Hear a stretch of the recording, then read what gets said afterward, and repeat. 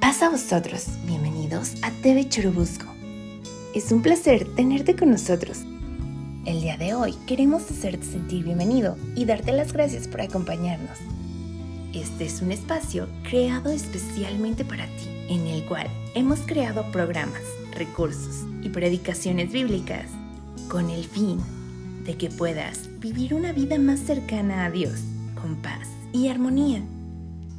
El día de hoy hemos creado esta predicación especialmente para ti. En un momento más comenzamos. Paz a vosotros. Muchas gracias a mi hermano Jacob Muñoz por su presentación. Amados hermanos en la fe de nuestro Señor Jesucristo, paz a vosotros.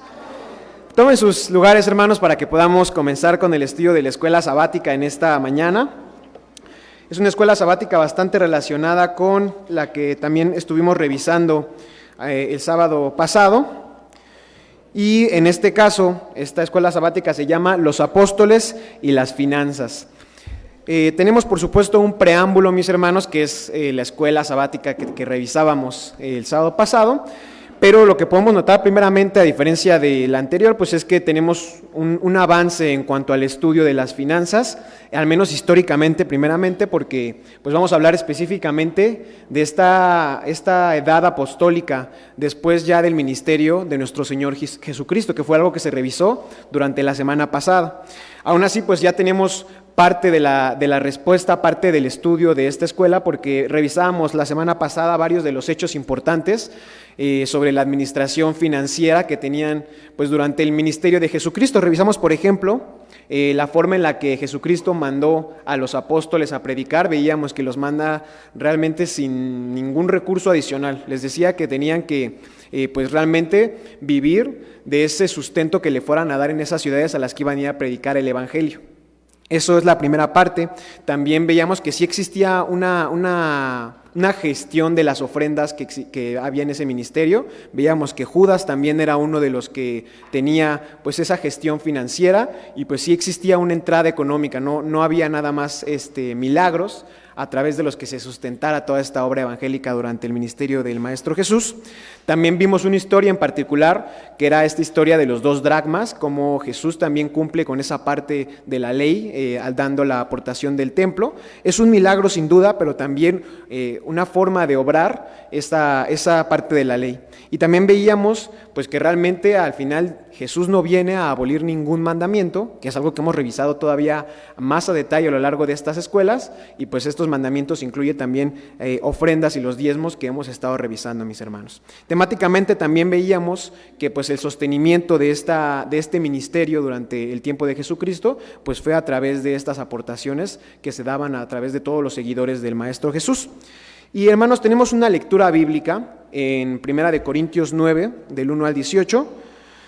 No lo vamos a leer todavía, hermanos, vamos a irlo desglosando a lo largo de esta escuela sabática, pero es importante que la tengamos en cuenta, que podamos dar un pequeño resumen de lo que nos está diciendo esta lectura bíblica en 1 Corintios, en su capítulo número 9. Y vamos a darle lectura, mis hermanos. Bueno, vamos a leer los versículos 1 al 18 y los vamos a ir revisando. Dice la primera parte, mi hermano, porque hay al menos 4 partes que encontramos aquí. Dice la primera parte: no soy apóstol, no soy libre, no he visto a Jesús el Señor nuestro, ¿no sois vosotros mi obra en el Señor? Si a los otros no soy apóstol, a vosotros ciertamente lo soy, porque el sello de mi apostolado sois vosotros en el Señor. Esta es mi respuesta a los que me preguntan, que ¿no tenemos potestad de comer y de beber? ¿No tenemos potestad de traer con nosotros una hermana mujer también como los otros apóstoles y a los hermanos del Señor y Cefas? Y esa, hermanos, es la primera parte. También el 6 dice: ¿o solo yo y Bernabé no tenemos potestad de no trabajar? ¿Quién jamás peleó a sus expensas? ¿Quién planta viña y no come de su fruto? ¿O quién apacienta el ganado y no come la leche del ganado? Dice, hermanos, primeramente el apóstol Pablo está defendiendo esta autoridad apostólica que tiene sobre los corintios. Lo que está reflejando de alguna manera es que pues había cierto cuestionamiento acerca pues de si él debía o no, o si él tenía ese derecho, por así decirlo, de obtener un mantenimiento de parte de los corintios. Incluso muestra con preguntas retóricas, ¿no? El primer versículo dice de esta manera, dice: Está cuestionando si es un apóstol, si no es libre, si no ha visto a Jesús el Señor, y más aún le dice a ellos en particular si ellos no son su obra en el Señor. Esto porque pues existía justamente este cuestionamiento de su autoridad apostólica y también sobre estos derechos que podía tener, dice el versículo 4. El versículo 5, que si no tenían ellos, hablando también de Bernabé, porque es el caso que estamos revisando en este momento, si no tenían, por ejemplo, este derecho a tener incluso pues una hermana mujer que los acompañara, refiriéndose también, por ejemplo, al apóstol Pedro y a otros apóstoles. Entonces es la primera parte de este versículo en la que Pablo trata de convencer, de decirle a los corintios que tenía sin duda una autoridad apostólica sobre ellos, puesto que él era pues quien les había llevado esa palabra y el quien había pues plantado esa congregación en la iglesia de Corinto. La siguiente parte, mis hermanos, un poco más adelante, en el versículo 8, dice así: digo esto según los hombres, ¿no dice esto también la ley? Porque en la ley de Moisés está escrito, no pondrás bozal al buey que trilla.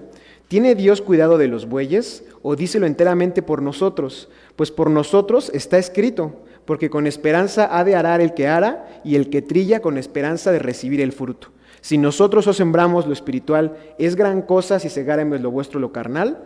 Dice, hermanos, algo importante, creo que también es lo que trata de resaltar el apóstol Pablo, que no solamente tiene el sustento de sus palabras en este versículo. ¿Qué está diciendo en el versículo 8, mis hermanos? ¿Qué argumento adicional está poniendo el apóstol Pablo para este sostenimiento del apostolado?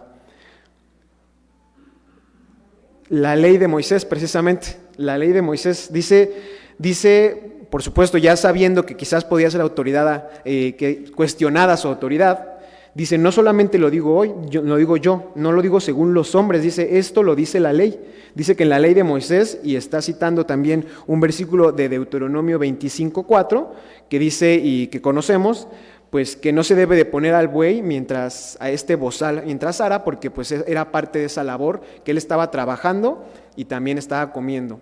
Y lo que dice, realmente esto apunta a este sostenimiento de aquel que está haciendo una labor, en este caso Pablo, que estaba dedicado prácticamente a tiempo completo en la obra de evangelización, pues era su trabajo, realmente él lo tomaba como un trabajo, o sea, hoy en día quizás tenemos un horario fijo y en ese entonces Pablo todo su día lo dedicaba a estar predicando también, y vamos a ver un poco más adelante que también tenía un oficio, pero sin duda muy buena parte de su obra era la evangelización. Dice más adelante, entonces aquí viene el sustento del Antiguo Testamento que el apóstol Pablo da en 1 Corintios 9, dice el versículo 12, y el versículo 11 también dice algo interesante y es algo que está comparando pues de alguna manera la valía de las cosas. Dice, nosotros sembramos lo espiritual, lo cual Pablo pues está tratando de dar una valía muy grande, y por eso dice, es una gran cosa si segáramos lo vuestro carnal.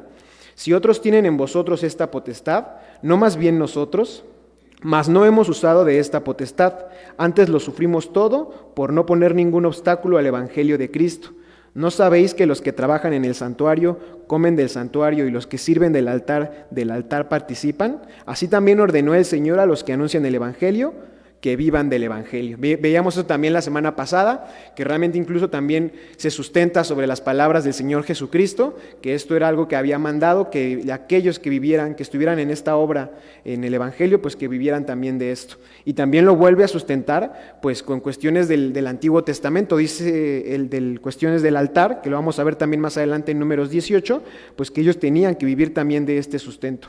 Entonces, al final, mis hermanos, terminamos con los versículos 15 y 18, que dicen así: mas yo de nada de esto me aproveché, ni tampoco he escrito esto para que se haga así conmigo, porque tengo por mejor morir antes que nadie haga vana esta mi gloria.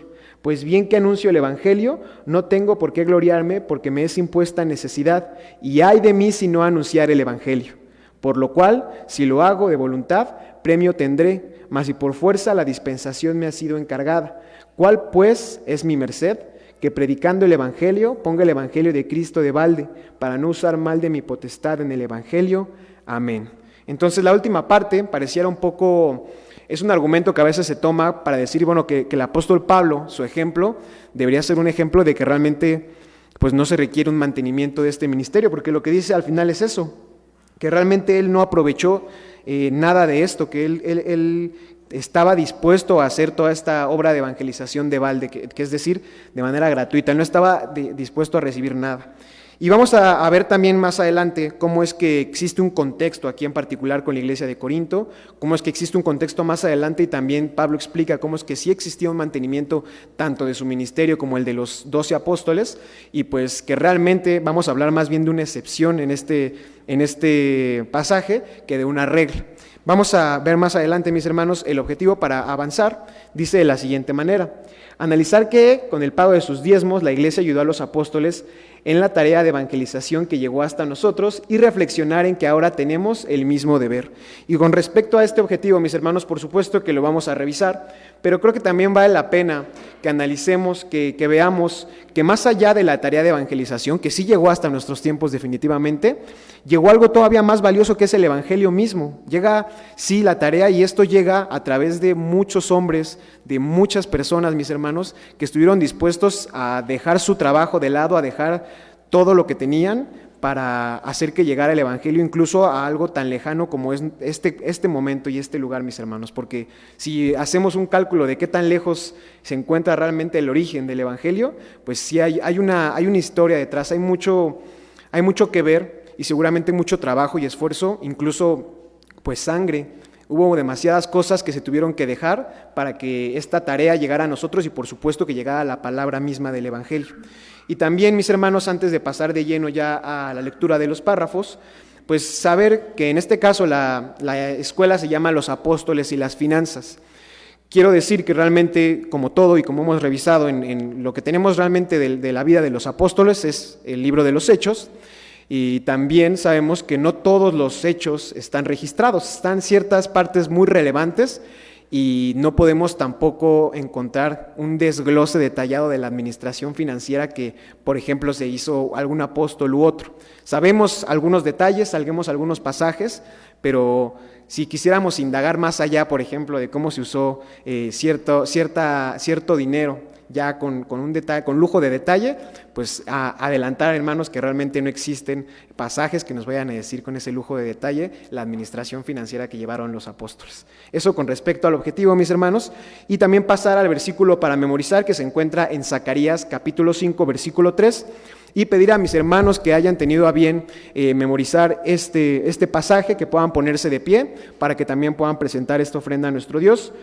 Y vamos a también analizar esta visión de Zacarías al final de la lección, mis hermanos. De manera breve, vamos a darle también un análisis. Mi hermano Prócoro nos va a apoyar también para poder pasar el micrófono y que mis hermanos puedan ir dando su texto de memoria, que es Zacarías 5:3. Dijo entonces: esta es la maldición que sale sobre la faz de toda la tierra, porque todo aquel que hurta, como está de la una parte del rollo, es destruido, y todo aquel que jura,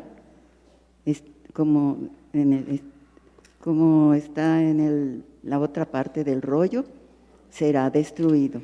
Zacarías 3:2. Amén. Amén. Díjome entonces: esta es la maldición que está sobre la haz de la tierra, porque todo aquel que hurta, como está escrito en la una parte del rollo, será destruido, y todo aquel que jura, como está escrito en la otra parte del rollo, será destruido. Zacarías 5:3. Amén. Amén.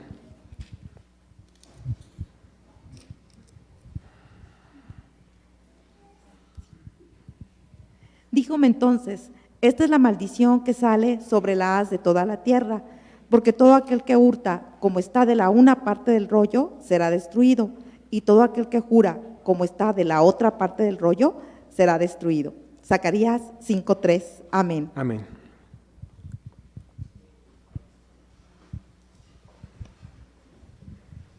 Díjome entonces: esta es la maldición que sale sobre toda la haz de la tierra, porque todo aquel que hurta, como está escrito por una parte del rollo, será destruido, y todo aquel que jura, como está escrito sobre la otra parte del rollo, será destruido. Zacarías 5:3. Amén. Amén.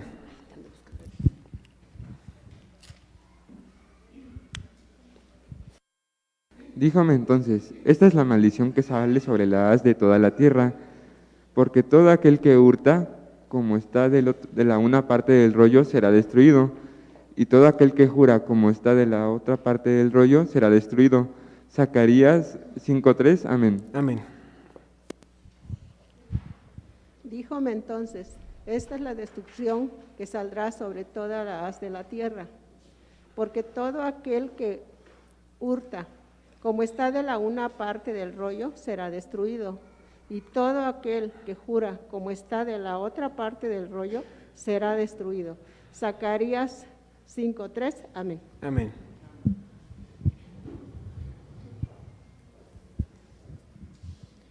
Díjome entonces, esta es la maldición que sale sobre la haz de toda la tierra, porque todo aquel que hurta, como está de la una parte del rollo, será destruido, y todo aquel que jura, como esté de la otra parte del rollo, será destruido. Zacarías 5:3, amén. Amén. Díjome entonces, esta es la maldición que está sobre la haz de toda la tierra, que todo aquel que hurta, como está escrito en la otra parte del rollo, será destruido, y todo aquel que jura, como está escrito en la otra parte del rollo, será destruido. Zacarías 5:3, amén. Amén. Díjome entonces, esta es la maldición que sale sobre la haz de toda la tierra, porque todo aquel que hurta será como está escrito de la una parte del rollo, todo aquel que hurta será destruido.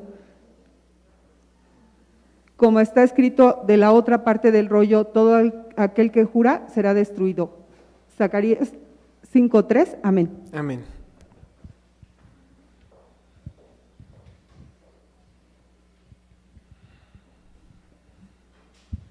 Díjome entonces, esta es la maldición que sale sobre toda la haz de la tierra, porque todo aquel que jura como está de esta parte del rollo será destruido, y todo aquel que hurta será destruido, que está de la otra parte del rollo será destruido. Zacarías 5:3, amén. Amén.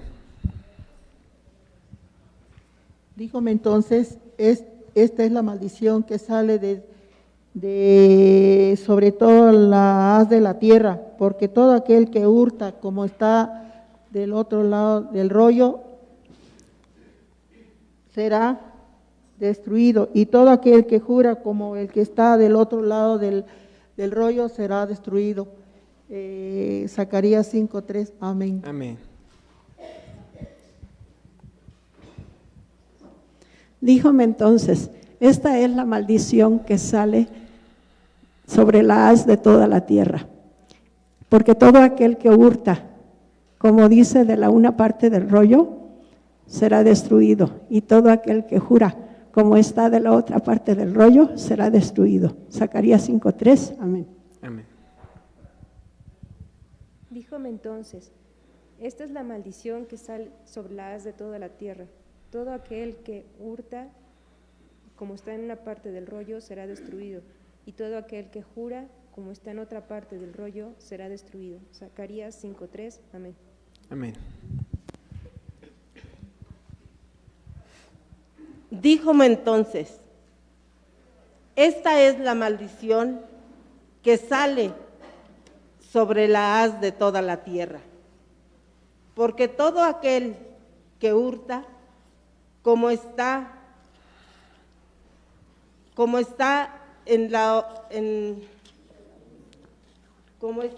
de la una parte del rollo, será destruido, y todo aquel que jura, como está en la otra parte del rollo, será destruido. Zacarías 5:3, amén. Amén.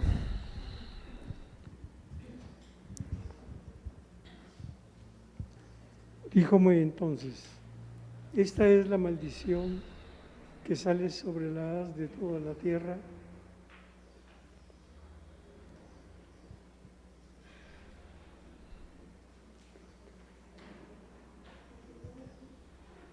porque todo aquel que hurta, como está de la una parte del rollo, será destruido, y todo aquel que jura como está de la otra parte del rollo será destruido. Zacarías 5:3. Amén. Amén. Me parece que son todos los hermanos que están en la parte de aquí abajo. Mi hermano Prócoro ya se dirige también a la parte de arriba para aquellos hermanos que tengan su texto, que se puedan poner de pie y que puedan también presentarlo.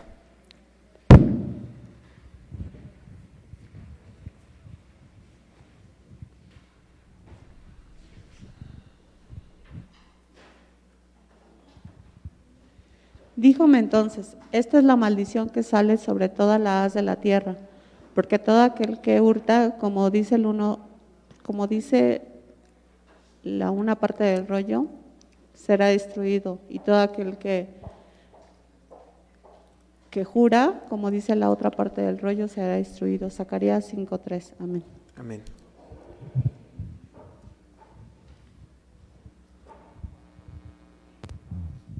Díjome entonces, esta es la maldición que sale sobre la haz de toda la tierra, porque todo aquel que hurta, como está en la una parte del rollo, será destruido, y todo aquel que jura, como está en la otra parte del rollo, será destruido. Zacarías 5:3. Amén. Amén.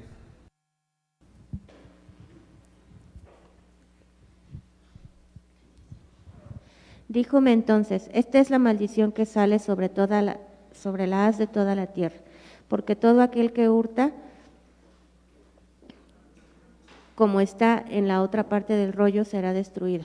Y todo aquel que jura, como está en la otra parte del rollo, será destruido. Zacarías 5:3. Amén. Amén. Díjome entonces, esta es la maldición que sale sobre la haz de toda la tierra, porque todo aquel que hurta, como está de la parte del rollo, será destruido. Y todo aquel que jura, como este de la otra parte del rollo, será destruido. Zacarías 5:3. Amén. Amén.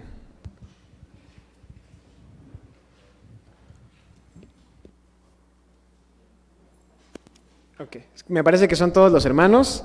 Dios los bendiga, hermanos, también por esa porción de la Escritura, que podamos también analizar en unos momentos esta visión de Zacarías y también algunos de los paralelismos que encontramos en la Sagrada Escritura. Vamos a pasar de lleno al material exegético y me gustaría que algún hermano de la congregación me pudiera apoyar, hermano o hermana, que tenga bien también esta parte y que me pueda apoyar a leer este primer párrafo para que analicemos parte de la situación que vimos en Corintios sobre el oficio que tenía Pablo. Mi hermana en la parte de atrás, mi hermano Prócoro, si nos puede apoyar también con el micrófono, por favor.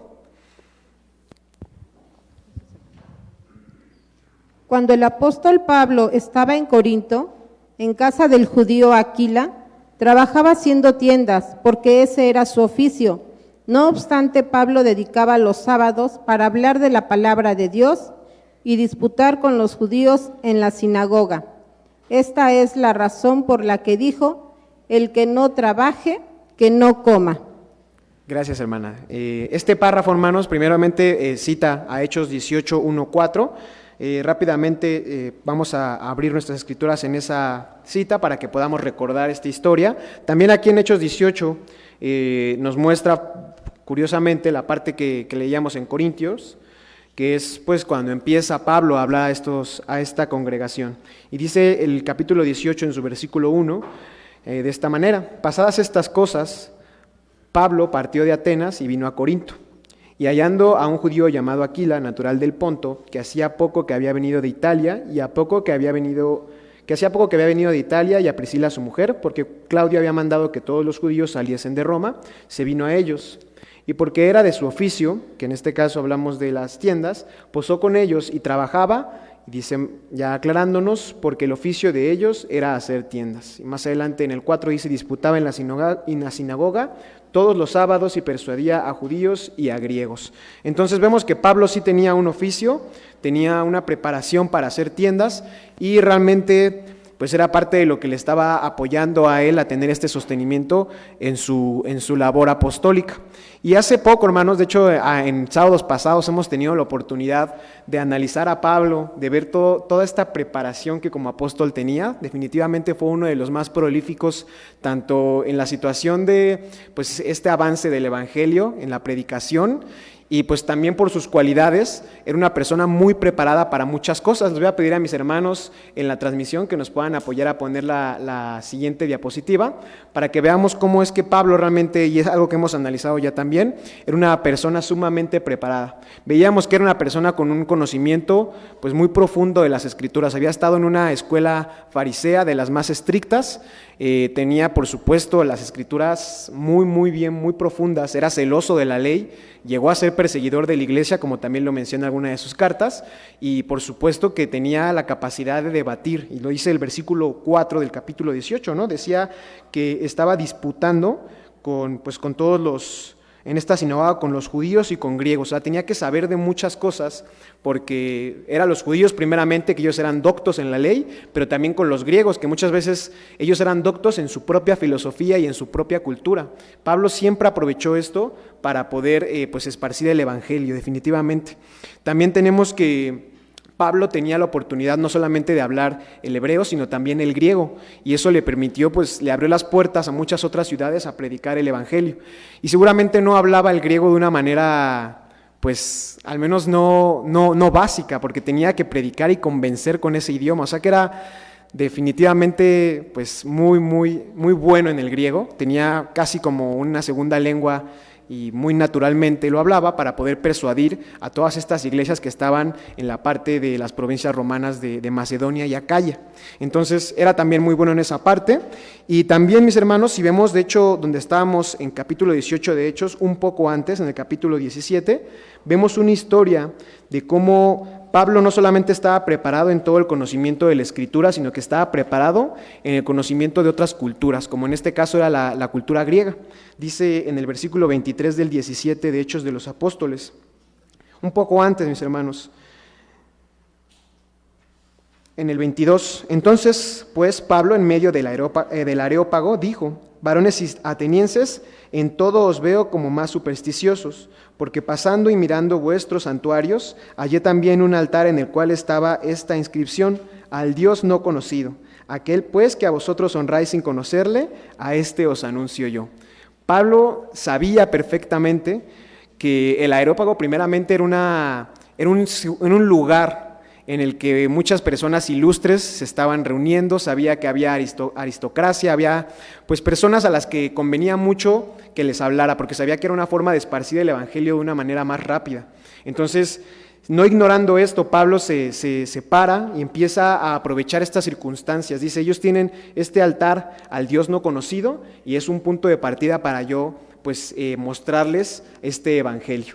También hay otra historia, mis hermanos, y solamente quisiera que mis hermanos en la cabina me pudieran apoyar a la siguiente diapositiva brevemente, porque actualmente, mis hermanos, en Acrópolis, en Atenas, se tiene esa roca de ahí, es el Areópago, o lo que queda de él, y actualmente incluso se tiene esta inscripción en la parte de abajo del Areópago, que viene justamente, es parte del discurso tal cual sacado de Hechos de los Apóstoles, capítulo 17, versículos, me parece que es el 20 al 23. Entonces, el impacto que sabía que Pablo iba a causar en una ciudad tan grande como Atenas, y sabían exactamente en qué lugar debía de predicar el evangelio, pues también lo hacía una persona sumamente preparada. Conocía también de los filósofos griegos. Por ejemplo, en Tito, mis hermanos, en la epístola de Tito, él demuestra que también conoce parte de estas filosofías, aquí recomendando a Tito sobre algunas de las personas que estaban en esta isla de Creta. Cita a un filósofo justamente de esa isla que se llamaba Epiménides, y en el capítulo 1, versículo 12, justamente, dice así: dijo uno de ellos, propio profeta de ellos, refiriéndose al filósofo, aquí le llama profeta Pablo, y dice: los cretenses, siempre mentirosos, malas bestias, vientres perezosos. Y bueno, él confirma este testimonio es verdadero, por tanto, repréndelos duramente para que sean sanos en la fe. También Pablo estaba muy informado acerca de la filosofía de los griegos, conocía a Epiménides, seguramente conocía muchas de las escuelas filosóficas griegas que existían en ese entonces, y a través de esos mismos argumentos él muchas veces se acercaba a las distintas comunidades griegas que existían alrededor de toda esa parte de Acaya y Macedonia.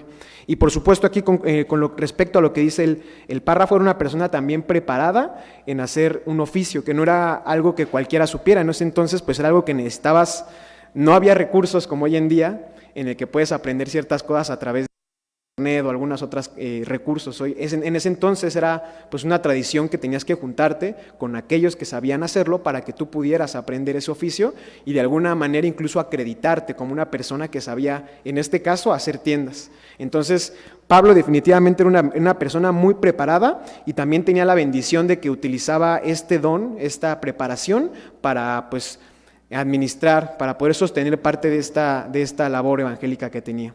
Mi hermano Israel tenía también una participación. Le voy a pedir a mi hermano Prócoro que nos pueda apoyar para acercarse a mi hermano Israel.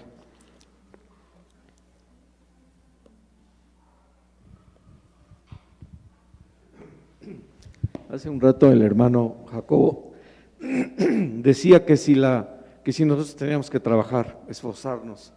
Sí, la fe es activa, la fe no es pasiva.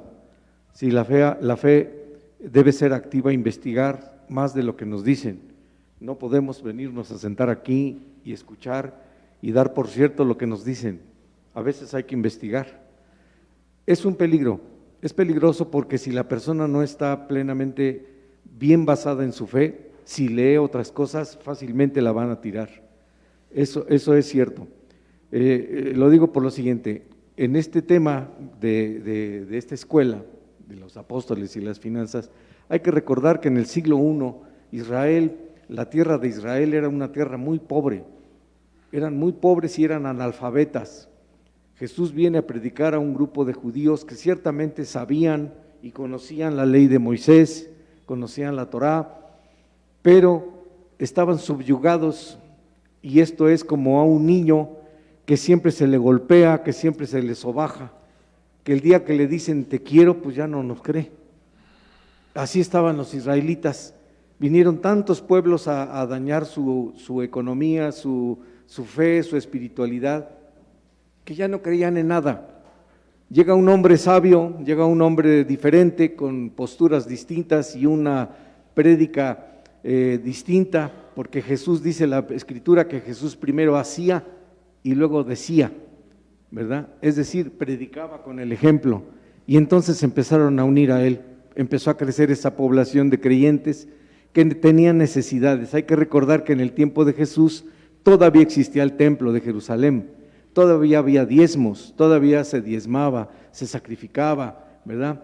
En ese templo que también tiene su historia muy triste, pero todavía se hacía. Jesús llega y predica y va creciendo la población de sus seguidores, pues lógicamente surgieron necesidades económicas para poderse trasladar. Llega, muere Jesús, resucita, acontece todo lo que ustedes saben, y llega Pablo. Saulo de Tarso inicia su carrera en Damasco, en las sinagogas de Damasco. Había 22 sinagogas en Damasco, ¿verdad? Y va ahí, en el camino, Jesús le da a conocer su palabra y acepta esta palabra, y entonces después de perseguirla ahora la predica. Pero también tenía necesidades de comer y de irse, ¿no? Y de andar en todos los lugares. Y empieza a irse de Damasco, se va a Antioquía, después a Macedonia, y así viaja por todos lados, pero tenía necesidades de comer y de vestir. Sin embargo, en la primera carta a los Corintios, capítulo 9, que ya leímos, versículo 15 dice: pero yo de nada de esto me aprovecho, ni tampoco he escrito esto para que se haga así conmigo, porque prefiero morir antes que nadie desvanezca esta mi gloria. ¿Por qué lo decía? Porque en aquellos años y en la provincia de Corinto, hermanos, era una provincia en donde había una comunidad de creyentes con muchos problemas de sexualidad, problemas de adulterio, problemas de todo tipo. Corinto era una ciudad cosmopolita, era un puerto cosmopolita a donde llegaban gentes de todas las partes del mundo conocido de entonces. ¿Y qué pasó? Que Pablo iba y predicaba y anunciaba en las sinagogas, pero no faltó un hermanito, como siempre, que empezó a hablar de Pablo diciendo que las ganancias que él tenía era para que él viviera, y como siempre ocurre. Entonces, Pablo siempre necesitó de ese apoyo. Es más, se hacían colectas para enviar a Jerusalén para apoyar a los hermanos pobres que estaban ahí, que eran muchísimos, ¿verdad? Hacía sus colectas y las mandaba. Por eso fue que surgió esa idea de que a mí se me hace que Pablo anda mal, ¿verdad? Y entonces empezaron a hablar a él, y en este texto vemos que al mismo tiempo las iglesias que apoyaban a Pablo, según Segunda de Corintios, capítulo 11, dice: he despojado a otras iglesias recibiendo salario para serviros a vosotros, y cuando estaba entre vosotros y tuve necesidad, a ninguno fui carga, decía Pablo, pues lo que me faltaba lo supieron los hermanos que vinieron de Macedonia, y en todo me guardé y me guardaré de ser gravoso, porque a la verdad de Cristo que está en mí, que no sé, me impedirá esta mi gloria en las regiones de Acaya. ¿Cuál gloria? Pues la de predicarle a otras personas, ¿verdad? Él agradece a esas iglesias. Los filipenses no fue así, sin embargo nunca les reprochó nada. ¿Qué enseñanza sacamos de esto? Que tenemos que apoyar a aquellos que se dedican a impartir esta fe porque tienen necesidades, ¿verdad?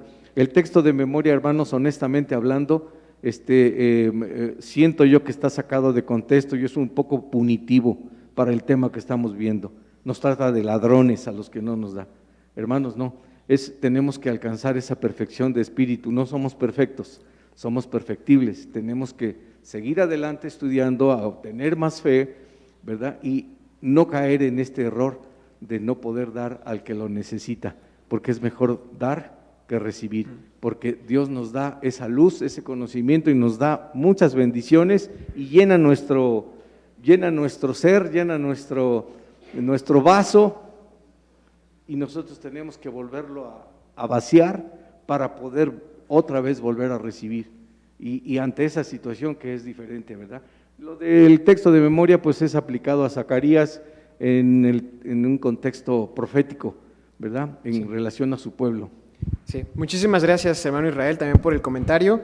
Resaltar justamente lo que comentaba, y vamos a verlo también un poquito más adelante. Me gustaría que justamente avanzáramos, solamente decir aquí con respecto a lo de Corintios capítulo 9, pues que sí, se ha dado justamente este argumento, se ha dicho, pues que es el ejemplo, ¿no? Pablo decide renunciar a este derecho que tenía, este sustento que podía tener de los corintios, y podríamos justamente decir, bueno, aquí está claramente cómo Pablo lo dice, y por eso debemos seguir ese ejemplo. No debería haber un sustento ni un mantenimiento a ese ministerio.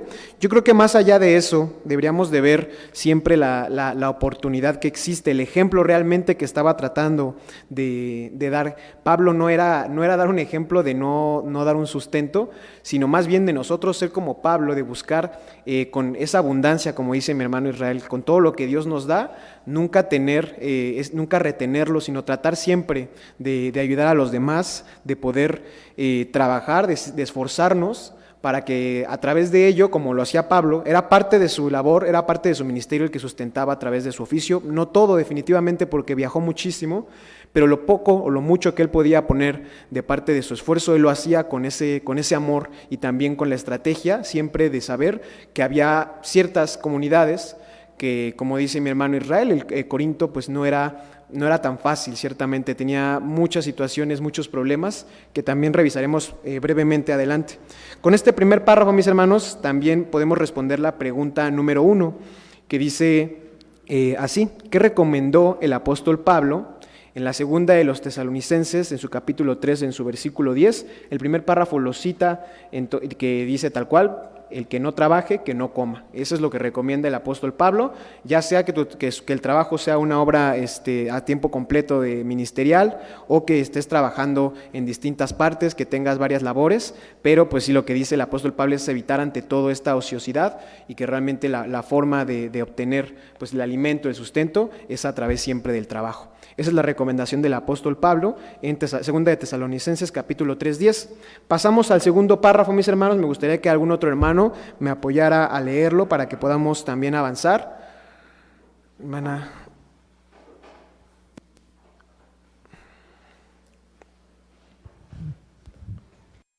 Los apóstoles trabajaban Los apóstoles trabajaban, pero no en trabajos ordinarios como los de los demás feligreses, sino que lo hacían en la predicación del Evangelio, acompañados de una hermana que los asistía, y solamente el apóstol Pablo y Bernabé trabajaban haciendo tiendas. 1 Timoteo 5:17 y 1 Corintios 9, 4 y 5.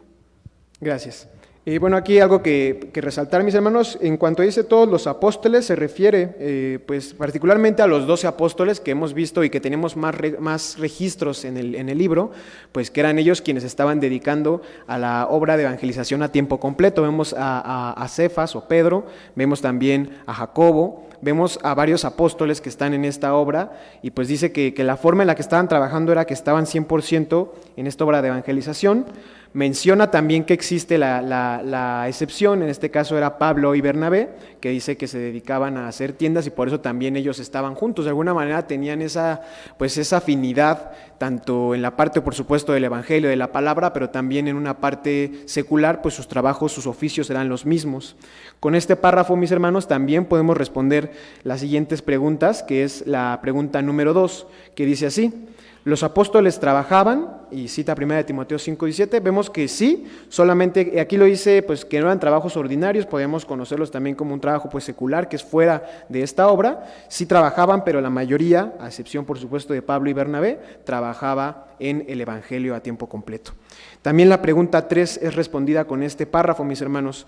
¿Cuál fue el oficio del apóstol Pablo? Hacer tiendas, exactamente, mis hermanos. Entonces tenemos ya estas primeras 3 preguntas respondidas y vamos a pasar al párrafo número 3. No sé si algún hermano de la congregación también me pueda apoyar para leerlo. Mi hermano José Luis y ahorita también mi hermana Ade, que nos pueda apoyar.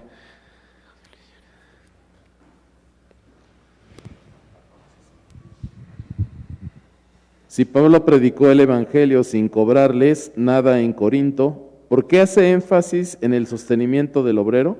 Porque los hermanos de Corinto no habían comprendido que el predicador tenía que ser sostenido por la iglesia, a pesar de que sabían que estaba escrito que el obrero es digno de su salario. Lucas 10:7. Perfecto, gracias hermano. Dice Lucas 17, bueno, no lo vamos a leer, pero es justamente lo que veíamos sobre nuestro maestro, confirmando este sostenimiento pues del obrero, pues dice el obrero es digno de su salario. Me gustaría que pasáramos a la siguiente diapositiva en la presentación para que revisáramos algo que ya mencionamos, que conocemos acerca de la iglesia de Corinto, y pues la naturaleza, por supuesto, de ciudad grande, de ciudad cosmopolita, de ciudad pues con muchas costumbres, por supuesto, tanto romanas como griegas, y que pues definitivamente fue una carga distinta para Pablo poder convencerlos, poder acercarse a ellos.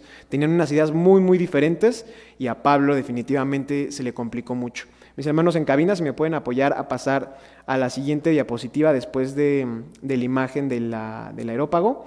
Vemos aquí entonces que Corinto, mis hermanos, primeramente, Pablo es una de las iglesias a las que, al menos de las que tenemos registro, fue a las que más les dedicó tanto tinta como lágrimas, porque constantemente estaba batallando con ellos. En la primera de Corintios les escribe sobre muchos problemas que tenía la congregación, como dice mi hermano, tenían cuestiones pues de inmoralidades sexuales, tenían cuestiones de idolatría, tenían cuestiones de críticas muy fuertes al apóstol Pablo. De hecho, lo que sugiere la carta justamente es que todos ya no querían seguirlo, que ya estaban viendo como pues que estaba haciendo algo mal, que no tenía autoridad sobre ellos, que quién era Pablo.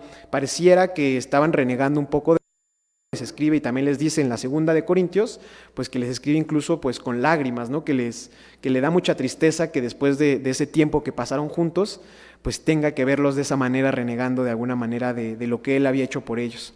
Entonces, definitivamente, Pablo batalló muchísimo con esta iglesia, con esta congregación, pero a pesar de todo siempre estaba dispuesto a pues tratar de siempre salvarlos, tratar de que si iban a caer y si existían problemas, mandaba estas epístolas para que pudiera de alguna manera convencerlos del camino, de aquello que les había comentado, de aquello que había predicado en Corinto. Dice también pues nuestro hermano Israel que era una ciudad cosmopolita, era un puerto realmente, llegaban muchos barcos, llegaban muchas culturas, e incluso justamente las costumbres de ahí pues eran idolátricas, y pues era realmente el culto se daba a través incluso pues de ciertas le llaman la prostitución idolátrica, que pues era a ciertos dioses y eran las formas, las prácticas que se hacían para adorar a ciertos dioses en esas culturas. Entonces, pues Pablo sabía que estaba en completa disonancia con lo que predicaba el Evangelio, porque por un lado la cultura griega tradicional decía que para honrar, para dar una ofrenda a sus dioses, uno tenía que hacer exactamente lo contrario de lo que le estaba diciendo Pablo que se guardaran. Sabía que iba a batallar muchísimo con ellos y por esta razón, pues Pablo decide tomar ciertas excepciones con esa congregación. Primeramente veía una gran oportunidad porque era una ciudad grande, él vio estratégicamente que Corinto necesitaba ir ahí porque sabía que iba a crecer de manera exponencial el Evangelio, pero la parte contraria pues era justamente lo que acabamos de ver, que tenía pues muchos puntos de vista diferentes. Y lo que hace Pablo justamente para poder llegar a ser un poco más laxo, no definitivamente, pero sí de manera momentánea, es que trata de quitarles esas cargas. Dice también, por ejemplo, Hechos 15, lo que revisábamos en el concilio de Jerusalén, pues algo que también ha causado ciertos puntos de vista en otras organizaciones, mis hermanos, es sobre estas 4 cosas, ¿no?, que se le manda a los gentiles que se abstuvieran, y decimos, pues es que realmente esa es la razón por la que la ley queda abolida. Dice Hechos 15 en su versículo 10, y dice así: ahora pues, ¿por qué tentáis a Dios poniendo sobre la cerviz de los discípulos yugo que ni nuestros padres ni nosotros hemos podido llevar? Y lo dice de esta manera porque pues sabe que de alguna manera de un mundo tan radical del que venían, les era complicado ciertas cosas también, y deciden mandar estas 4 cosas de manera pues muy momentánea. Y de la misma manera, Pablo realmente, como lo veíamos en 2 de Corintios, Pablo no fue definitivo en esa decisión, sino que a los corintios en particular decide hacerlo 100% de balde, decide pues no cargar un yugo que para ellos iba a ser un yugo, aunque sabemos, y Pablo sabía que era parte de la ley, sabía que podía para ellos significar un yugo al inicio, más con este tipo de tendencias en las que existían pensamientos, en los que Pablo podría estar pues haciendo un dinero para sí mismo, se estaba enriqueciendo, estaba utilizando de manera diferente estas riquezas. Entonces lo que dice Pablo con los corintios en particular, no voy a tener ningún tipo de remuneración, no voy a permitir que exista esto.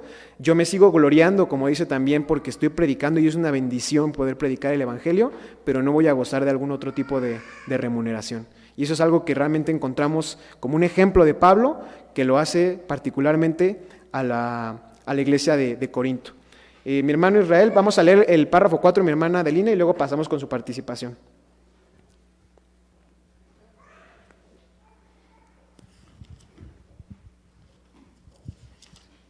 Ahora bien, el apóstol Pablo enfatiza a los hermanos de Corinto que él les habría predicado el Evangelio sin obtener de ellos alguna remuneración económica, pues no era un predicador asalariado. ¿A qué se debe esto? Cuando Pablo estuvo con ellos, no pidió nada de lo que necesitó a la iglesia de Corinto, porque las demás iglesias, en especial las de Macedonia, le dieron su salario y todo lo que le hizo falta. 2 de Corintios 11, 7, 10. Amén. Gracias, hermana Adelina. Y pasamos con mi hermano Israel también para una participación que tiene. Sí, hermanos, hace un ratito comentaba algo y en 1 de Corintios hace una pregunta: ¿no tenemos derecho de traer con nosotros una hermana por mujer como también los otros apóstoles y los hermanos del Señor y Cefas? Les voy a compartir algo que esto lo leí de un libro de un historiador apellidado Flusher, ¿verdad? Que dice que de aquí muchos malinterpretan y dicen que Pablo sí tuvo mujer. Bueno, ¿qué dicen los rabinos? Porque recuerden que Pablo fue expulsado del grupo judío y hasta la fecha es tomado como traidor, ¿verdad? Dicen ellos que Pablo primero fue, fíjense, esto lo dice otro libro, que quede claro, que dice Pablo andaba de novio con la hija de un saduceo, pero como no se la quiso dar, entonces se puso en contra de ellos y por eso fue que cambió de bando, dicen ellos, ¿verdad? A eso se debe. Y así como estas historias, hay muchas historias que leyéndolas Dice uno, ¿cómo puede ser posible que todo eso se base y saquen de aquí? Pero ¿qué vemos en la Biblia? Honestamente hablando, cuando se fabrica el Mishkan, o sea, el tabernáculo allá en el desierto, ¿quiénes participaron más en su elaboración, sobre todo del muro? Las mujeres.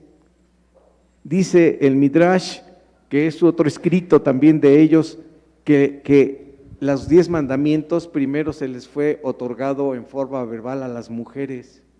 ¿Por qué? Dice el Midrash, que es otro libro distinto, dice que porque las mujeres tenían la obligación de enseñarle a sus hijos la ley. Dice, porque ya lo hice antes con Adán, le dije a Adán que hiciera esto y no lo hizo, y luego se dejó de llevar por su mujer. Eso explican ahí. Por eso es que Dios en el Midrash explica en una de las, ellos le llaman parashás, que es Yitro, ¿verdad? Le dice Dios a las mujeres primero todos los 10 mandamientos, y esto se los vas a enseñar a tus hijos. Por eso la enseñanza, y hasta actualmente, de los niños en el ámbito hebreo, primero es con las mamás, ¿verdad? En el ámbito cristiano, pues las cosas cambian porque hay muchos que no son conversos, entonces pues tiene que haber alguien que les enseñe. Pero vean cómo de todo lo que está uno aprendiendo, la mujer tiene una importancia, pero principal. ¿Por qué? Porque es la que realmente de ella emana todo, ¿verdad? Por eso Ima, que es la mujer en hebreo, la mem, es en el hebreo pictográfico, es como si fuera una agua que también es leche, porque ella prodiga esa leche, ella prodiga esa sabiduría, ¿verdad? Es a través de ella. Entonces la mujer tiene una preponderancia y sí, debe haber mujeres que asistan, en este caso al ministerio, a los obreros, y aquí lo hemos visto en los concilios y cuando hay aquí alguna reunión. ¿Quién se mueve más, honestamente hablando? Las mujeres. Sí, de hecho, en parte de las preparaciones ministeriales, yo recuerdo que sí había varias hermanas que también entraban mucho a esa parte y eran muy, muy participativas y tenían mucho conocimiento realmente de la parte de las escrituras. Y sí, justamente también con respecto a ese versículo, hay muchos comentarios también con respecto a si eso indica la presencia de una esposa o si era más bien un acompañante, aunque también creo que justamente a veces queremos especular un poco más de la cuenta sobre versículos que realmente son breves y no nos dicen tanta información, y es mejor pues dejarlos pues como lo que está tratando de decir en ese contexto, que no es realmente esa parte. Con respecto a este párrafo 4, mis hermanos, me gustaría que pasáramos a la siguiente diapositiva para que entendamos lo que dice en 2 Corintios 11, del 7 al 10, que es muy claro realmente, como dice Pablo, pues que realmente esta labor que él tuvo, mucho la sustituyeron otras iglesias. Cuando llega el Imperio Romano, durante el siglo II antes de Cristo, ya estaba esta conquista a la mayor parte de Grecia, o al menos la Grecia insular, no más bien la Grecia continental. Pues vemos dos partes. La primera parte, que es la del norte, que es como un poco más grande, se le llamó Macedonia, fue una provincia romana, que básicamente era griega en el sentido cultural, pero pues se le llamó Macedonia como provincia romana, y la parte del sur, que es la que vemos en el lado derecho, y se llamó Acaya. Entonces eran las dos grandes secciones en las que se dividió el Imperio Romano, todo lo que es la actual Grecia, y lo que era también en ese entonces el Imperio griego, y pues vemos que es Macedonia y Acaya. En la parte de Macedonia, mis hermanos, se encontraban las ciudades de Filipo, que también tenemos una carta del apóstol Pablo, y también se encontraba la ciudad de Tesalónica. Y también en la parte de Acaya se encontraba, por supuesto, la iglesia de Corinto. Entonces dice 2 Corintios 11, que nos dice aquí el párrafo 4, pues lo menciona tal cual el apóstol Pablo en el versículo, creo que es el versículo 10, no, es el versículo 7, el versículo 8, he despojado las otras iglesias recibiendo salario para ministraros a vosotros, y estando con vosotros y teniendo necesidad, a ninguno fui carga, porque lo que me faltaba suplieron los hermanos que vinieron de Macedonia. Entonces sí está aclarando que son los hermanos de Macedonia los que pues de alguna manera sobreabundó ese amor, pues toda esa, en este caso, el sustento económico, y que pudieron suplir las necesidades que llegó a tener el apóstol Pablo. Y todavía dice el versículo 10, para aclarar también a quién se está refiriendo con los que pues no habían proveído, dice, es la verdad de Cristo en mí, que esta gloria no me será cerrada en las partes de Acaya, que en este caso en particular, las partes de Acaya, y hablando de esta congregación, pues está refiriendo a la ciudad de Corinto y pues a los que les está hablando propiamente. Entonces, la parte del norte de Macedonia fueron las iglesias que pudieron ayudarle más a Pablo en esta parte económica, y pues la parte de Acaya sí tuvo más problemas, pues Pablo, para obtener esta parte económica, pero también lo dice, realmente ellos sobreabundaron en todas sus colectas y en todo este apoyo que me estuvieron dando. Quisiera que pasáramos rápidamente a la siguiente diapositiva para concluir con este párrafo, y pues es solamente una conclusión sobre lo que veíamos en Corintios, mis hermanos, acerca de la decisión de Pablo con respecto a los corintios, que es algo que ya lo hemos dicho. Realmente no era una decisión definitiva. Veíamos que Pablo pues sí hace estas excepciones para con esta iglesia por distintas razones que ya exploramos, y pues incluso podría sonar contradictorio que en 1 Corintios 9, pues primeramente Pablo está hablando del sostenimiento del obrero y después renuncia a este sostenimiento. Podríamos pensar que son dos ideas diferentes o contradictorias.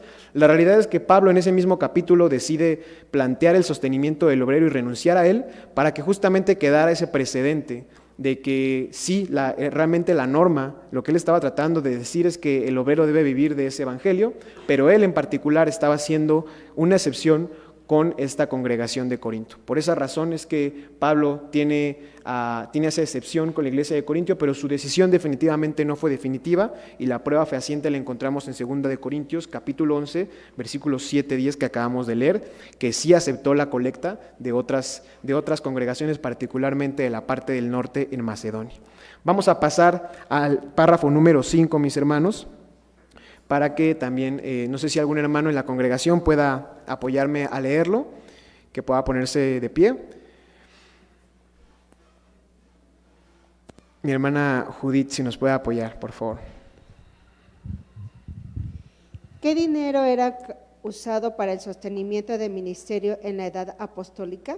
Como Pablo y los demás apóstoles trabajaban en la predicación del evangelio, y ya que Cristo no anuló el mandamiento de diezmo, las ofrendas y las primicias, estas eran las ayudas que sirvieron para el sostenimiento ministerial, de la misma forma en que sostuvieron al ministerio del Antiguo Testamento. A ese sostenimiento es al que hace referencia el apóstol Pablo en 1 Corintios 9:13, y también nos da la referencia de Números 18:21. Amén. Muchas gracias. Bueno, antes de pasar a este párrafo, antes justamente tenemos ya las respuestas de las preguntas 4 y 5. La pregunta 4, mis hermanos, dice así: ¿por qué dijo Pablo a los corintios que les había predicado de balde? ¿Por qué no recibió ningún tipo de remuneración económica por esta predicación en el Evangelio en Corinto en particular? La pregunta 5 dice así: en las necesidades del apóstol Pablo, ¿quiénes lo apoyaron? También leíamos que son las iglesias, las congregaciones de Macedonia, en la parte del norte. Esas son las preguntas 4 y 5, que ya tenemos respondidas con el párrafo 4. Con el párrafo 5 vamos a responder también, pero primero vamos a revisar lo que nos dice Números 18:21, que es lo que también nos está citando este párrafo. Y aquí, pues parte de lo que hace Pablo en Corintios 9 es este paralelismo, esta vinculación del evangelio moderno, de esta obra que se estaba haciendo, con la obra que se estaba haciendo en este entonces, mucho tiempo antes, en el templo, a través de esta administración levítica. Dice capítulo 18 de Números en su versículo número 21, y dice así: y aquí yo he dado a los hijos de Leví todos los diezmos en Israel por heredad, por su ministerio, por cuanto ellos sirven en el ministerio del tabernáculo del testimonio. ¿Qué significa la palabra ministerio, hermanos? Administración, servicio también. Entonces, lo que está diciendo Pablo, esta vinculación que él hace, es que al final existía un servicio, existía algo que se estaba trabajando. En este caso, la administración levítica estaban trabajando, ellos estaban en el templo, tenían que hacerse cargo y era su responsabilidad. Realmente, pues no era una situación opcional, sino que tenían que estar ahí, y por supuesto la idea no era una obligación, pero tenían que estar ahí realmente. tenían que estar ahí ministrando, tenían que estar sirviendo todas las ofrendas, y era, pues incluso lo vemos también en libros como Samuel y Reyes, cómo existía incluso pues una rotación, había ciertos turnos en los que ciertos levitas tenían ciertas responsabilidades, tenían una organización. Entonces, al final del día ellos estaban sirviendo a todo el pueblo que llevaba sus ofrendas, a todo el pueblo que estaba visitando el templo. Era una labor de tiempo completo, era una labor que se hacía todos los días, y Pablo lo que dice también en 1 Corintios 9 al 13, que lo leímos también, es vincular justamente, y lo dice, aquellos que trabajan en el templo gozaban de estas ofrendas del templo. Y lo que dice Números 18, que es esta administración levítica, pues habla de los diezmos, la 10ª parte que correspondía a los levíticos, a los levitas. Entonces, al final del día, pues Pablo en este párrafo nos está dando a entender, nos está señalando justamente el paralelismo que encuentra con la administración apostólica, que tiene un servicio, que tiene un ministerio, y por eso a la fecha le seguimos llamando ministerio, porque es un servicio, y también con la administración levítica que se menciona en Números 18-21. Vamos a pasar al párrafo número 6, mis hermanos, y me gustaría que leyéramos párrafos 6 y 7, que están íntimamente relacionados, mis hermanos. No sé si algún hermano de la congregación nos puede apoyar, mi hermana Carmen, por favor, y pasamos también con una participación de mi hermana Eva después. ¿Qué sucede al que detiene las décimas que pertenecen a Dios? El retener los diezmos es calificado como un robo cometido en contra de Dios, un robo con maldición y con graves consecuencias, según Malaquías 3, 8 al 10. Al respecto de no cumplir con la ley del diezmo, es una revelación. El profeta Zacarías vio un rollo que volaba. Ese rollo representa la maldición que entra en la casa del ladrón y del que jura falsamente en el nombre de Jehová, que haría esta maldición en la casa del ladrón, la destruiría junto con su enmaderamiento y sus piedras. Esto es, la castigaría con fracasos, enfermedades, problemas y otros males. Zacarías 5, 3, 4. Amén. Mi hermana Eva tiene una participación de hermano, y pasamos también rápidamente a las preguntas que respondemos en el párrafo número 5. Hermano, yo quisiera ver si puede el hermano Rubén después aclarar esto más ampliamente, porque Claro. realmente es un tema muy, muy amplio, que no, Sí. por más que quiera ser explícita, breve, no se puede, ¿no? Ujú. Estoy hablando con unas personas que son mesiánicas y sobre este tema, y la verdad todo lo que me dijeron me ha dejado un poco pensando, Ujú. y no sé cómo responderles, entonces Claro. no sé si el hermano puede hacerlo. Mire, referente al diezmo, me están diciendo que, bueno, lo que se ve en la Biblia, que en el Antiguo Testamento habían 3 clases de diezmo. Sí. El primero y el segundo sí decían tiempo, ¿no? Por ejemplo, el primero era cada año. Después había el segundo, el primero que era cada año era para los levitas. El segundo era para las fiestas, que era cada 3 años. Y el tercero, pues no dice qué tiempo, ¿no? Cada cuándo se debe. Eso yo tampoco nunca lo he oído en la iglesia, que nos digan cada cuándo debo de diezmar, cada quincena, cada mes, cada año. ¿Cuánto debo de diezmar? Referente a, por ejemplo, si yo tengo una deuda, ¿y cómo debo de diezmar? ¿Sacándolo después de la deuda? O por ejemplo, yo hacía transporte escolar.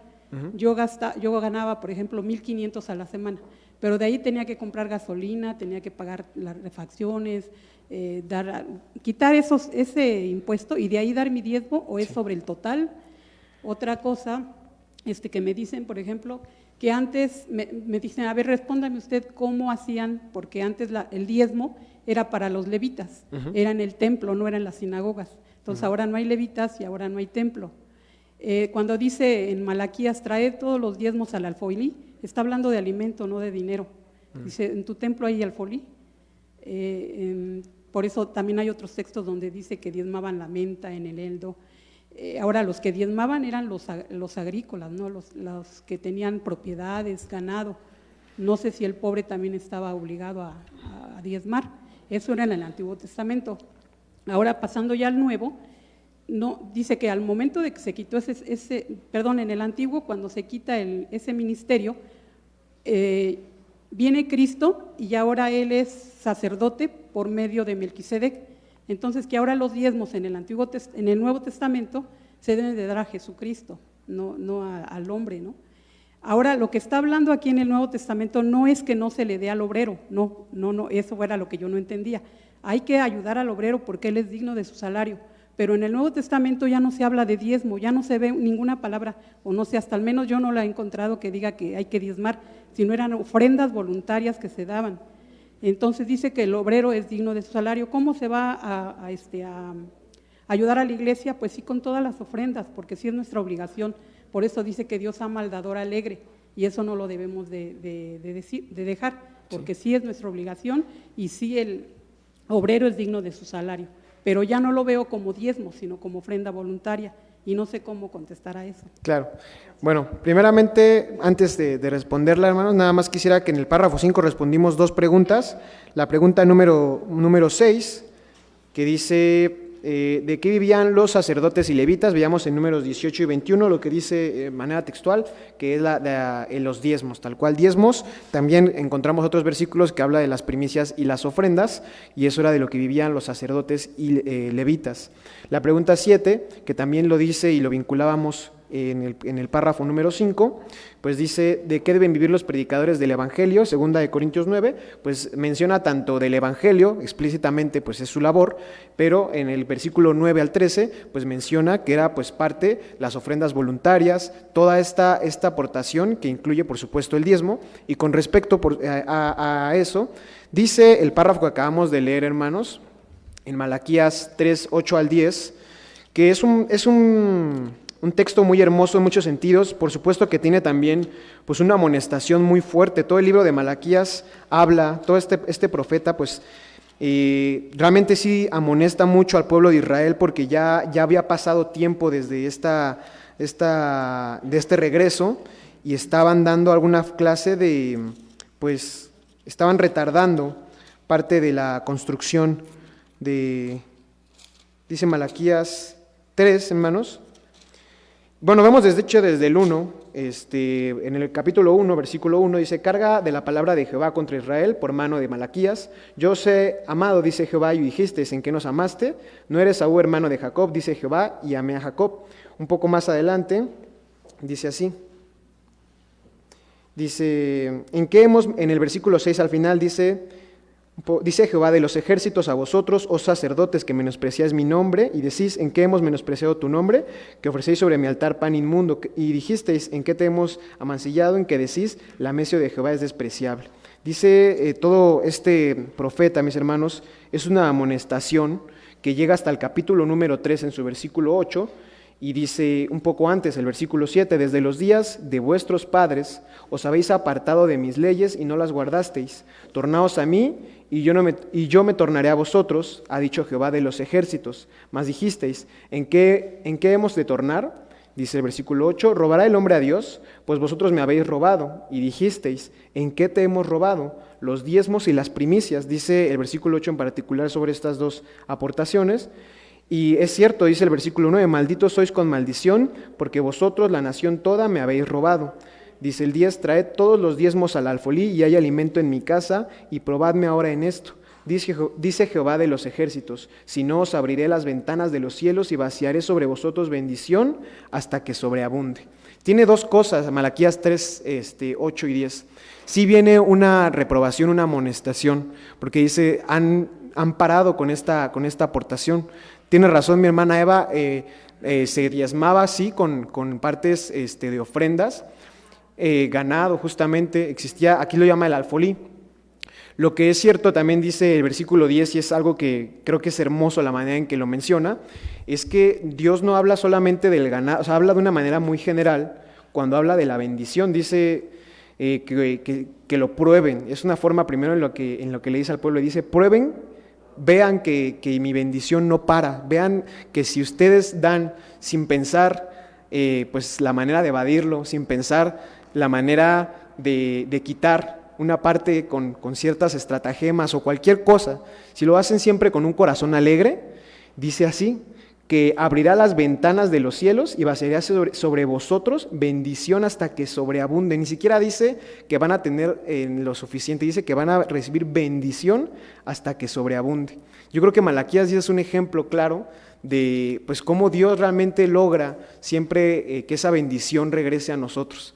Es cierto que también en ese entonces había una cultura diferente, pero aún así se diezmaba de muchas formas, y la bendición pues venía en muchas formas, no solamente, claro, el ganado, la agricultura era una forma de bendición, pero venía en otras muchas formas, como lo vemos en Salomón, que su reino fue esplendoroso. Dice que nunca en toda la historia se había visto tanto oro en Israel. Dice, la plata era menospreciada en esos tiempos, porque no la tenían en estima. Había tanto oro que la plata pasó a ser un metal casi de segundo plano. Entonces, si me lo pregunta mi hermana en ese sentido, y con respecto ya al ejemplo en particular que me ponía, creo que sí un poco se tendría que analizar, porque hablando de ganancias, en particular un negocio, por ejemplo, pues las ganancias suelen obtenerse después de hacer una deducción de las situaciones que podemos llamar pasivos, ¿no? Entonces, creo que sería cuestión de analizarlo. Lo que normalmente llamamos ganancias ya suele ser un producto final, lo que llamamos justamente esta plusvalía, pues este excedente que existe, ¿no? Entonces, igual es un caso muy particular, pero lo que sí creo es que el diezmo realmente no incluye necesariamente pues algo en particular. Creo que la bendición en ese sentido pues es amplia en nuestras vidas, incluso la misma vida, nuestro tiempo es una bendición que nuestro Dios nos da, y nosotros somos capaces de utilizarlo también a disposición de nuestro Dios, como lo acaba de decir, como ofrenda voluntaria también, para poner de esa bendición que nuestro Dios nos da. Mi hermana Judith tiene también una participación, le voy a pedir a mi hermano Prócoro que se acerque para que también vayamos concluyendo con los últimos párrafos. Gracias, hermano. Mire, aquí yo creo que valdría la pena muy bien aclarar que durante la vida de la humanidad ha subsistido de diferentes formas. Hoy en día se maneja el dinero como una forma de intercambiar las mercancías. En la antigüedad, desde luego que no había dinero, no siempre ha habido dinero.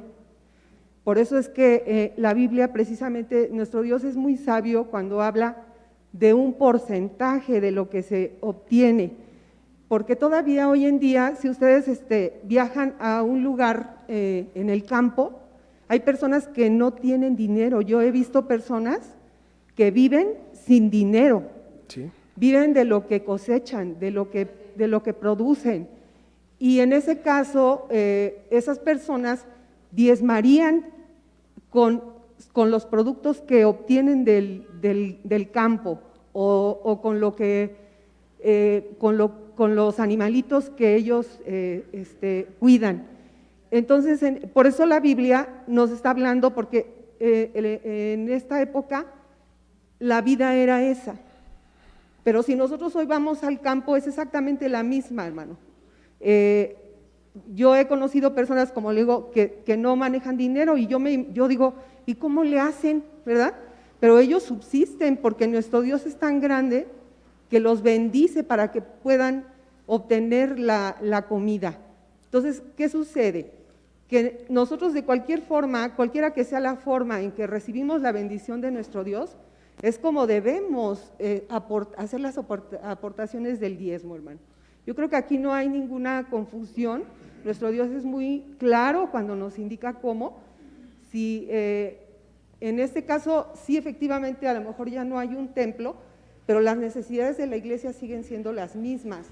El día de hoy, pues tenemos que pagar electricidad, tenemos que pagar hoy en día que estamos obteniendo un beneficio para la iglesia al hacer las divulgaciones en los medios electrónicos. Ahora tenemos que hacer un pago de ese tipo y se generan gastos con todo eso. Hoy se usa gas, no se usa leña. Antes seguramente se colaboraba aportando la leña que se requería. Entonces esto pues nada más es una situación de ponernos bien claros que nuestro Dios nos protege, nos bendice, y de esa bendición estamos obligados a aportar 10%, es un porcentaje. Por eso no dice, me vas a dar tantos pesos, porque no, las épocas han cambiado. Por eso la Biblia muchas veces habla de esas formas, porque no nos puede, tiene que hablar para toda la época en que se va a vivir. No se puede establecer con situaciones que pues, no existían en esa época o que nosotros quizá por ahora no las conocemos. Hoy hay incluso se puede utilizar una tarjeta de crédito, una tarjeta de débito para utilizar como si fuera dinero, pero no es dinero, sí. Nada más se traspasa de una cuenta a otra. Gracias, hermana. Gracias, hermana.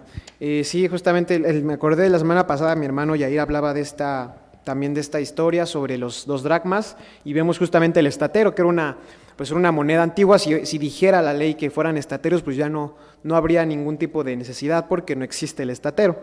Justamente se habla en un término porcentual con respecto a esta aportación y aparte vamos a leer lo que dice, fue el texto de memoria, mis hermanos. Vamos a concluir también con los últimos 2 párrafos que también están y me voy a tomar la libertad de leerlos por cuestiones de tiempo. ¿Dónde se encontraban las medidas que tenía el rollo? En el pórtico del templo de Salomón, con lo cual el Señor nos enseña que si retenemos las décimas de Jehová, no podremos entrar en la congregación de los redimidos, porque el templo de Salomón era un tipo de iglesia comprada por Jesucristo.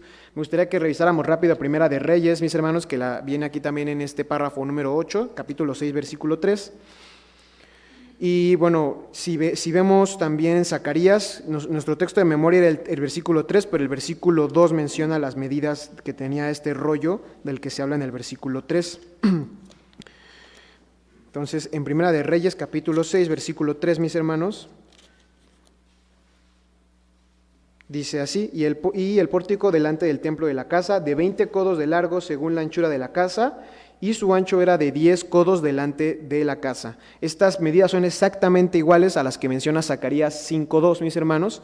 También revisarlo rápidamente para que veamos, para que lo confirmemos, y que también pues, es el rollo del que se está hablando en el versículo 3 de Zacarías. Y el párrafo número 8, mis hermanos, nos habla de este paralelismo que encontramos entre estos 2 pasajes. Capítulo 3 de Zacarías, versículo 2. Capítulo 5, perdón, hermanos, de Zacarías, versículo 2. 5.2, y dicen las medidas, y díjome, ¿qué ves? Y respondí, veo un rollo que vuela de 20 codos de largo y 10 codos de ancho. Vemos que son las mismas medidas que encontramos en Primera de Reyes 6.3, y también vemos esta vinculación, este paralelismo que existe en la entrada de esta congregación y la presencia misma de nuestro Dios, mis hermanos, porque realmente al final habla mucho de la generosidad y del cumplimiento de la ley. Y esto responde también la pregunta número 8, mis hermanos, dice así: ¿qué nos enseña Zacarías 5 del 1 al 4, que es parte de nuestro versículo de memoria? Pues realmente esta fuerte sentencia que da en la visión Zacarías a esta retención de las décimas de Jehová. Dice el párrafo número 9, mis hermanos, así: ¿qué diferencia hay entre robar al prójimo y robar a Dios? Si el hombre robare a otro hombre, los jueces lo juzgarán, pero aquel que peca contra Jehová, no hay quien ruegue por él. Habla de 1 de Samuel 2.25, Malaquías 3.8, que también ya leímos. Y en 1 de Samuel, hermanos, conocemos esta historia. El sacerdote Elí tenía 2 hijos que estaban pues realmente comportándose de una manera muy mala delante del pueblo. Incluso su fama llega a su padre, y él es el que les da estas palabras en las que dice que cuando uno peca contra Dios, realmente no hay nadie que pueda rogar delante de él. Dice la pregunta número 9 que respondemos con este párrafo: ¿qué diferencia hay entre robar al hombre y robar a Dios? De acuerdo a lo que dice 1 de Samuel 2.25, que aquel que peca contra Jehová, no hay quien ruegue por él. Samuel 2.25. Y mis hermanos, ahora que terminamos también con las preguntas y con el material exegético, solamente me gustaría concluir con algo que también mencionamos y que dijo mi hermana Judith muy acertadamente. Realmente es difícil, considero que es difícil calcular el valor que tiene la posibilidad que podamos escuchar la palabra en este día. Realmente es difícil pensar, primeramente, en los apóstoles en la iglesia primitiva, cómo estaban viajando, cómo estaban invirtiendo no solamente su vida, sino sus recursos enteros para poder llevar este evangelio, qué tanto tuvo que pasar para que llegara el día de hoy a nuestro país, que pudiéramos escucharlo, cuánto el valor que tenga tanto en vidas humanas, en recursos, pues yo creo que es incalculable y aún menos se le puede poner pues un valor, un precio monetario a toda esa obra que existió, mis hermanos. Dice el apóstol Pablo, terminamos con Hechos 20:35, algo que también mencionábamos, mis hermanos, y que creo que es la esencia de dar, de poder ser generosos siempre en aquello que demos, mis hermanos, porque es incluso más importante que verlo como una obligación, que lo veamos siempre con ese amor, con esa gratitud. Hechos capítulo 20, es una despedida de Pablo a la iglesia de Éfeso, y en el versículo 35 lo dice también, mientras en todas las palabras que le dice a esta iglesia: en todo os he enseñado que trabajando así es necesario sobrellevar a los enfermos y tener presente las palabras del Señor Jesús, el cual dijo: más bienaventurada cosa es dar que recibir. Entonces, el apóstol Pablo fue uno de los que encontró realmente esta clave en su vida, encontró que esa gratitud, ese corazón alegre al momento de dar, era algo que realmente le iba a dar muchísima bienaventuranza. Y mi invitación, por supuesto, mis hermanos, para concluir también con este conjunto de 2 escuelas en las que se habló de las finanzas, es a que podamos seguir ese mismo ejemplo que ya nos planteó el apóstol Pablo, que siempre que tengamos esa oportunidad, que sepamos identificar las necesidades que existen tanto en la iglesia, en el mundo, en nuestros hermanos, y que podamos darlo siempre con un corazón alegre, siempre darlo con esa gratitud en nuestros corazones y saber también tener en nuestras miras que existe una fuerte bienaventuranza en ese dar, mis hermanos. Eso ha sido la escuela de esta mañana, mis hermanos. Mi deseo es que el Señor los bendiga y paz a vosotros.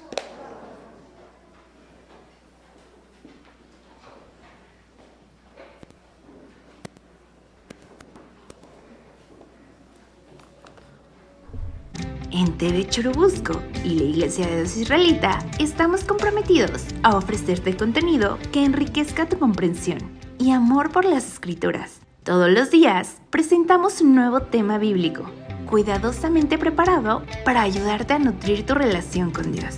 Si deseas recibir notificaciones de nuestros nuevos temas, te invitamos a suscribirte a nuestro canal. De esta manera no te perderás de ninguno de nuestros mensajes. En TV Churubusco estamos dedicados a proporcionarte recursos que faciliten tu estudio de la Palabra de Dios. Si deseas conocer más de nuestro contenido, búscanos en Facebook, YouTube o Spotify. Muchas gracias por acompañarnos en este video. Los esperamos en el siguiente. Paz a vosotros.